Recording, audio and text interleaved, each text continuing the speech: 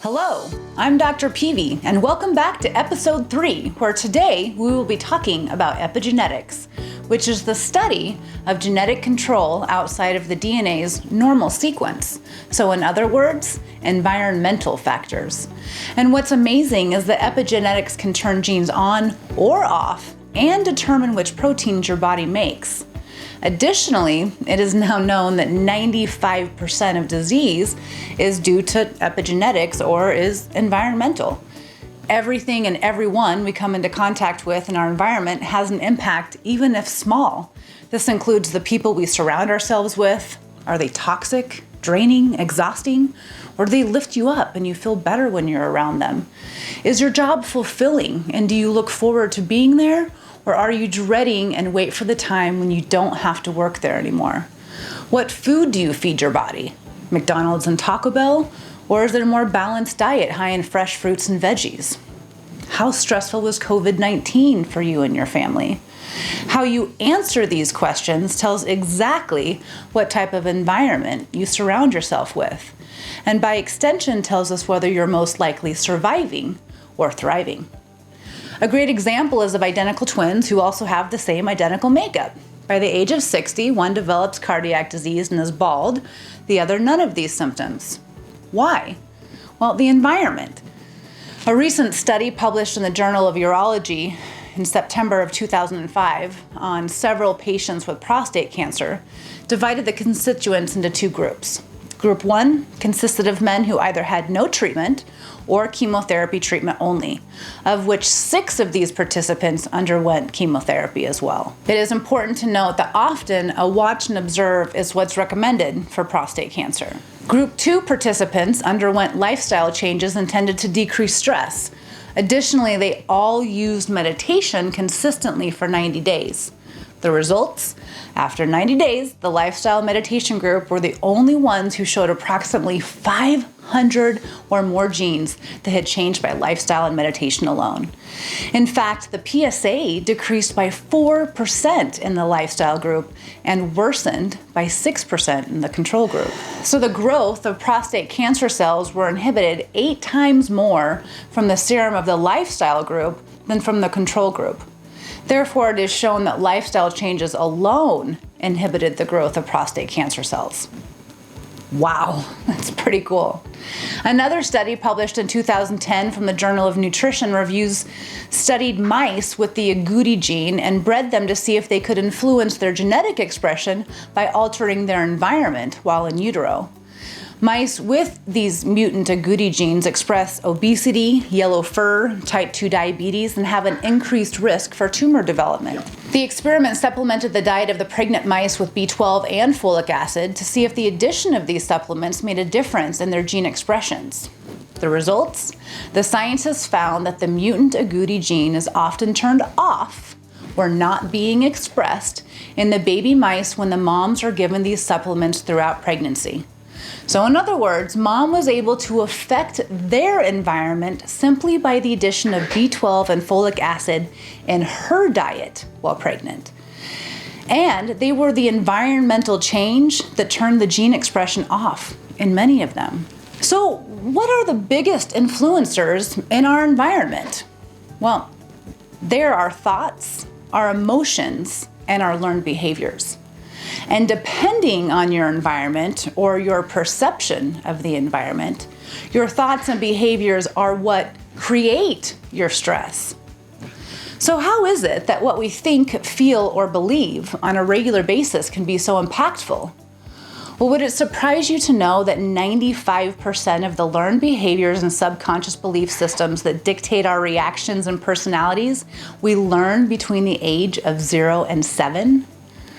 Another way of stating this is that 95% of the reasons why we act and react like we do is because of what we've learned, observed, and interacted with when we were younger. Our mind takes in all this information, processes it, and forms beliefs and learned behaviors based off the observations and experiences in their environment during that time. Secondly, 80 to 90% of our thoughts that we have are the same as the day before.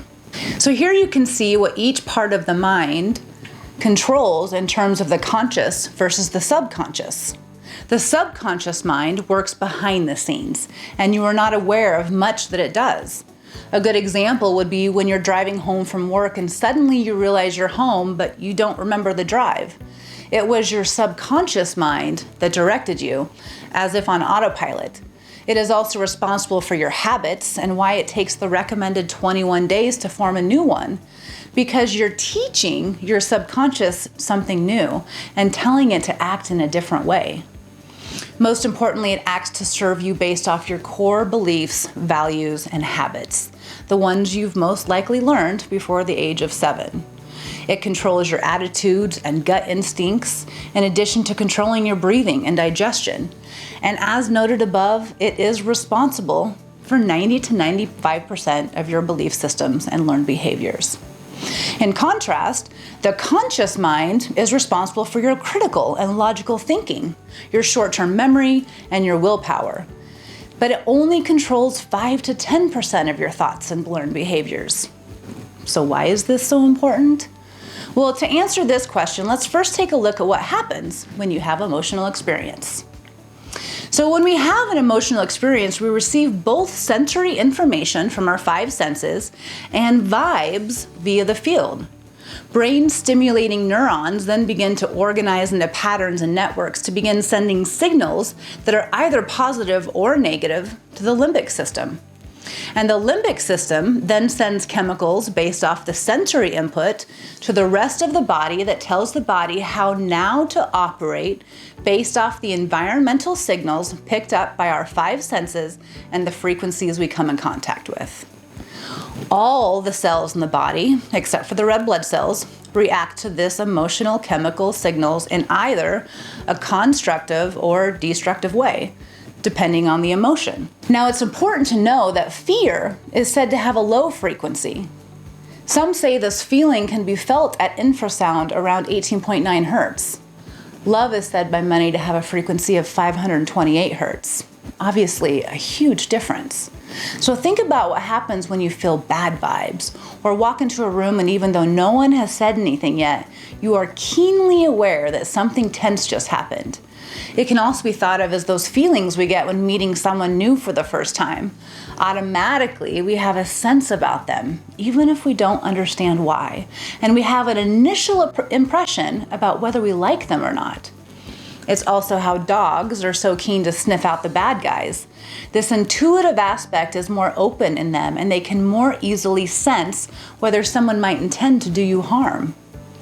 And remember, of course, that it is only through the field that these interactions are possible. So let's take a look at our example of the kiddo who grew up in the middle of emotions and chaos that included constant anger, fear, frustration, angst, and lack. What types of behaviors and belief systems did he learn from this experience? Life is tough. I never get a break. Money is impossible to attain and keep. I will never be good enough or do anything right. So there are probably many more belief systems, but let's just start with these 3, which are pretty big. So how do you think these beliefs that are now subconscious will affect someone when they're an adult? Trying to go to school, applying for a job, how to act in a relationship, or just dealing with everyday life? Well, it won't be pretty. In fact, most likely, unless the person has been doing trauma and emotional healing work, they will find that their future experiences or their future environment in life will reflect the exact same beliefs they developed by the time they were 7. Meaning that the subconscious belief systems they carry today will impact their future experience or environment for tomorrow. And what if their experiences keep reflecting those same principles or beliefs that they're carrying? What types of emotions or feelings would you suspect they are then having on a daily basis? Well, let's take a look at some of the things this guy is probably thinking to himself. Man, I'm never good enough, so obviously not good enough for my job. And of course, they found a reason to let me go, even though I didn't do anything wrong. So I'm not good enough. And because of this, I can't keep money in the bank. It's obviously impossible to attain and keep. Life is tough. I can't catch a break. My girlfriend dumped me, says she always has to tell me how to do everything. I can't do anything right. Life sucks. Well, what feelings do you think his thoughts about the environment are invoking? Just listening to his continual barrage of inner dialogue would cause anger, frustration, fear, and uncertainty for almost anyone. So long story short, this poor guy is living and interacting with an environment where he's having these same feelings or emotions of anger, fear, and uncertainty most of the time. All because he created belief systems about how he believed the world was as he perceived it before the age of 7.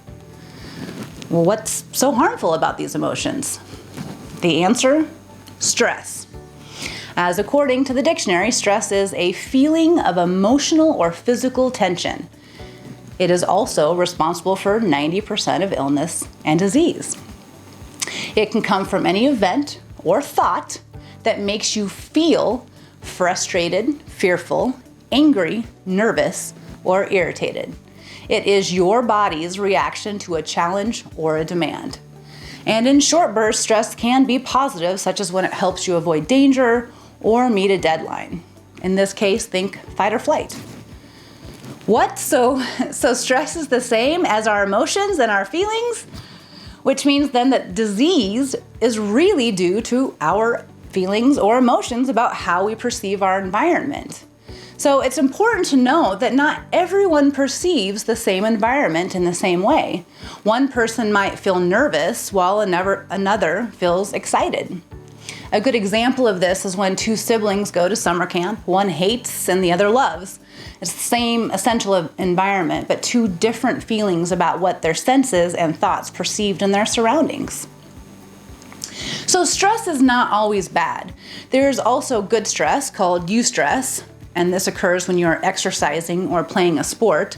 This type of stress encourages growth.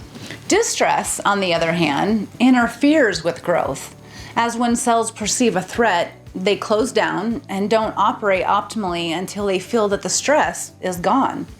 And since stress is a feeling produced by an event or a thought, such as frustration, anger, or fear, any feeling that can cause emotional or physical tension causes stress. Therefore, it is the environment, either your feelings or your thoughts about what is happening around you, that produces the stress.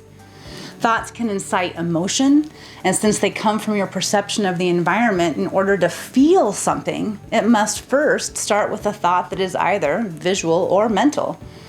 And they can and do invoke emotion from past experiences. Every time we think back to something happy or sad, we often recreate that emotion as well. And depending on the amplitude or intensity of the emotion, your body may start to react and send the signals that accompany it. This is why it's so essential to be present, as when we live in the past or continue to relive memories from the past that are sad, angry, or painful, our body in the present moment doesn't realize that the memory is in the past. And it responds as if the memory is in the present and will begin to make chemicals to keep you in the same feeling of your past experience. So let's quickly look at other examples of how thought is so important. Let's think placebo. Our thoughts about what we do, how we act, and any thoughts about what we might perceive are so important that it is a must for pharmaceutical companies to test every new drug against the placebo. It is that powerful. Well, what is the placebo? It's a harmless pill, usually made of sugar, that should have no pharmacological effect. Placebos are used to measure effectiveness against the actual medication being tested. But what we often find is that the placebo is as effective as the medication itself, meaning you take this pill and believe that it is going to help your low mood. Your field and limbic system pick up on these thoughts and perceive that the pill you're about to take is going to make you feel better. So your body then starts to make a pharmacy of chemicals produced strictly by the thought or feeling you had about what this medication will do for you. By contrast, the nocebo effect is when you acquire actual side effects associated with the particular drug you thought you were taking. In reality, you were taking a sugar pill. but your thoughts were so focused on all the possible side effects that it convinced your body to start producing actual side effects to the medication. Wow, your mind is that powerful. A great example of this was during World War II when Dr. Henry Beecher, a surgeon, started telling soldiers he was injecting morphine, when really he was injecting distilled water. He had run out of morphine but still had procedures to do and pain to treat. The amazing thing is that 40% of the soldiers had little to no pain as they thought they were actually receiving the morphine. A recent Parkinson's study took two groups of patients, a treated versus the placebo. They were told they'd be receiving a surgical treatment that is known to heal Parkinson's. Half the group received the procedure, the other half told they had received it, but hadn't. The results? A 30% improvement of motor skills in placebo group that lasted almost 18 months. And I suspect that the reason they returned to their prior symptoms is that they most likely went back to their same environment. So over time, once again, those genes are upregulated and the genes for disease were expressed. So now that we know our thoughts are this powerful, imagine then that you are having daily feelings or emotions of frustration, anger, uncertainty, depression, anxiousness, or fear. Let's use COVID, for example. So Tim is a 25-year-old male who recently graduated from college, and he just landed his dream job last fall. Life is going well. He has a steady partner that he is considering asking to marry. All in all, life is good. And then COVID hits. There's confusing information is everywhere. Since he was the last one hired, he is the first one to be let go. And now he has to stay at home, making it difficult to look for work. He has little to no money, uncertainty is everywhere, and he is told that if he doesn't stay home, he could be responsible for killing someone. Really? That's the message we feel is the most positive and motivating for everyone to hear, that they might infect and kill someone? Now let's take a quick moment to feel the emotions that that one statement causes. You might kill someone if you venture outside. Whew. I don't know about you, but when I say that sentence out loud, I immediately feel tense. Now, the virus is real. It's very real. Many people have suffered from its destruction. Most have eventually survived, but unfortunately, many haven't. It has caused real damage, destruction, and deaths. But unfortunately, due to the way the media, our health systems, and the government have handled and delivered the narrative, they chose to use fear to get people to do what they wanted. And now Tim is being inundated with events, thoughts, or emotions almost 24/7 that include fear, anxiety, and uncertainty. So as the months continue, instead of life normalizing, Tim is finding even more uncertainty, more fear, lost work, money, and wages. No one looks at you in the store for fear of catching something, and instead of connecting with people, we're disconnecting. Social unrest is everywhere, and the country is more divided than ever before. So what gene expressions for disease might now be upregulated due to the constant barrage of stress signals that this person is being inundated with? Well, I truly believe that except for certain dense population areas where COVID hit hard, the majority of doctors and nurses going forward will be caring for patients not sick with COVID, but with mental health issues and other disease processes that were either upregulated or exacerbated by the fear injected by our media, government, and health systems. So if you aren't managing or minimizing your stress signals, and instead your body is releasing continual cortisol and other chemicals, you will begin to express genes that have been upregulated due to stress, which we now know are gene expressions for disease, illness, and an unbalanced energy field. By contrast, feelings of love are known to release dopamine, a hormone that enhances one to feel upbeat and positive. Depression and insomnia are often correlated with low levels of dopamine, as is Parkinson's disease, and is why increasing those levels is often a target for the pharmaceutical companies when making medications that treat them. But if we know that by feeling and expressing love, we are stimulating our mind to release a chemical or signal that enhances us to feel good, and by extension, feelings of stress lead to disease, why not do any and everything that stimulates us to feel love or joy or abundance all the time? And if we know that by continuing to put ourselves in a stressful environment and by not doing anything to combat that stress, we develop disease, what's the simple solution? Well, change your environment, change your feelings, change your thoughts, harmonize the field, and literally change your health for the better. So remember we saw in episode 2 that human DNA is influenced by the field through photons that communicate directly through the field? This particular study was a 2-part study published in 1994 called the Journal of Scientific Exploration, Structural Changes in Water and DNA Associated with New Physiological Measurable States. Scientists first observed distilled water under a microscope and then split it in half, placing water in beakers.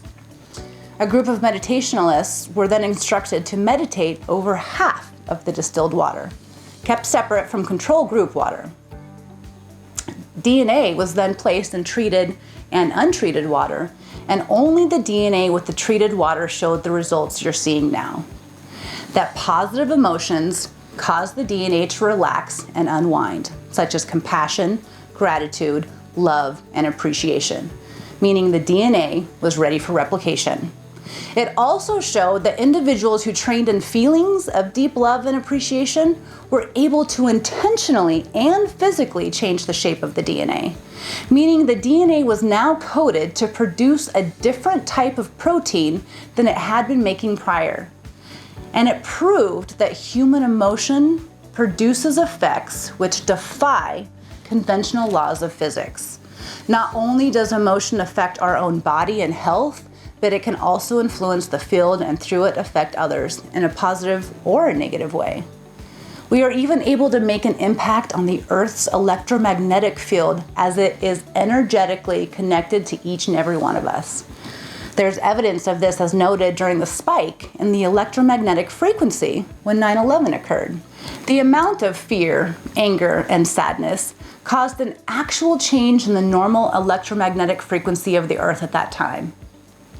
The Global Coherence Initiative is one such organization that is studying the effects of human emotion on the field and whose primary goal is to test the hypothesis that large numbers of people, when in a heart-coherent state and holding a shared intention, can encode new information on the Earth's energetic and geomagnetic fields. A recent study in 2016 showed that when a group of advanced transcendentalists came together and set positive feelings of intention through meditation, they were able to decrease the crime rate between the years of 2007 to 2010 by over 21%. The feelings they were focusing on included love, compassion, and joy. The study was started July of 2006 when advanced meditators had gathered in Fairfield, Iowa, where predictions were logged with the press and other scientists that significant decreases in violent crime would occur when the group reached or exceeded the theoretically predicted threshold of the square root of 1% of the U.S. population. By January of 2007, the group had exceeded the required size of 1,725 participants, the square root of 1% of the U.S. population at that time.